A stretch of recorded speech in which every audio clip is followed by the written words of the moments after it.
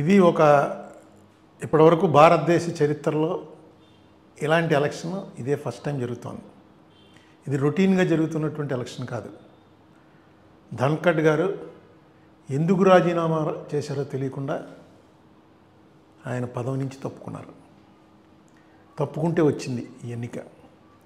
డెఫినెట్గా మోడీ గారితో డిఫర్ అయ్యే ఆయన తప్పుకుని ఉంటాడని అనుకోవాలి. ఎందుకంటే మోడీ గారితో డిఫర్ అవ్వకపోతే రాజీనామా చేయవలసినంత పని లేదు. ఒంట్లో బాగపోతే 4 రోజులు ట్రీట్మెంట్ తీసుకుంటారు. డిప్యూటీ చైర్మన్ నడుపుతాడు. అసలు యాక్చువల్గా డిప్యూటీ చైర్మన్లే నడుపుతారు.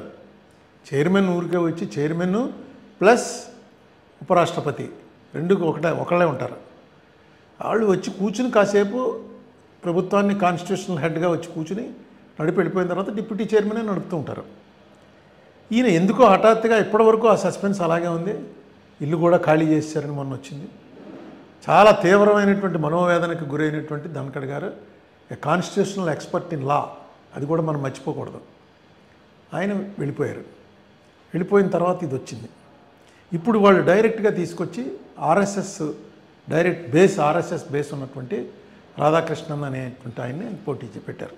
తప్పు లేదు, ఎందుకంటే వాళ్ళు ఆర్ఎస్ఎస్ డైరెక్ట్గా బీజేపీ వారిది ఇందులో ఏ తప్పు లేదు. బీజేపీ వారికి వ్యతిరేకించిన వాళ్ళు ఎవరినైనా సరే శిరచ్ఛేదం చేస్తారు. బీజేపీ వారికి ఇప్పుడున్నటువంటి రాజ్యాంగం మీద ఉన్న కానీ ఇప్పుడున్నటువంటి నేషనల్ ఫ్లాగ్ మీద కానీ సెక్యులర్ సెటప్ అంటే ముస్లిమ్స్, క్రిస్టియన్స్, హిందూస్ అందరూ కలిసి ఉండాలనే సెక్యులర్ సెటప్ మీద కానీ ఏమాత్రం నమ్మకం లేదు. 100 ఏళ్ల నుంచి అలాగా దాన్ని నడుపుకుంటూ వచ్చారు. వాళ్ళ ఐడియాలజీ వాళ్ళది. దాంతో నేను డిఫర్ అవ్వను. ఎందుకంటే వాళ్ళ ఐడియాలజీ తగ్గట్టుగానే వాళ్ళు చేస్తారు.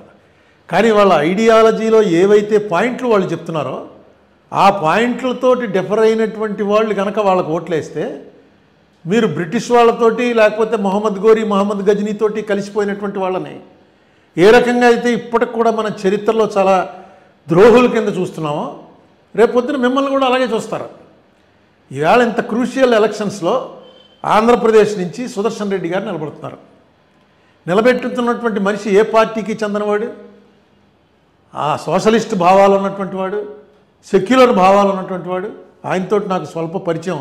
ఈ మధ్య కాలంలోనే 2-3 మీటింగుల్లో కలిసి పాల్గొన్నాం. అవగాహన ఉన్నటువంటి వ్యక్తి. నెక్స్ట్ కాన్స్టిట్యూషనల్గా ఎక్స్పర్ట్. ఎందుకంటే సుప్రీంకోర్టు జడ్జి గారు రిటైర్ అయ్యారు. Constitutional expert. కాన్స్టిట్యూషన్ అనేది ఫింగర్ టిప్స్ మీద చెప్పగలిగినటువంటి సమర్థత ఉన్నటువంటి